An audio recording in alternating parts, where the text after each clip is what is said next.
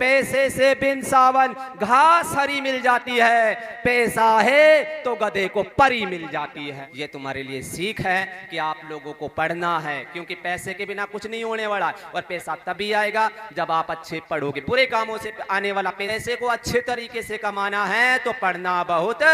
जरूरी है। पैसा है तो कोई नहीं कहेगा आप गधे हो, पैसे से बिन सावन घास हरी मिल जाती है, पैसा है तो गधे को परी मिल जाती है, पैसा है तो गधे को परी मिल जाती है। रोज सुबह सुबह उठकर दूध के साथ मलाई चाटोगे,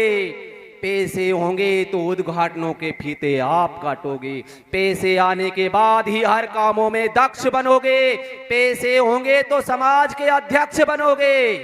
पैसे होंगे तो कोई नहीं कहेगा आपको ज्यादा चढ़ी हुई है, पैसे होंगे तो कोई नहीं कहेगा आपकी दाढ़ी बढ़ी हुई है, पैसे होंगे तो कोई नहीं कहेगा आप बोलने में हकले हो, और पैसे होंगे तो कोई नहीं कहेगा आप टकले हो।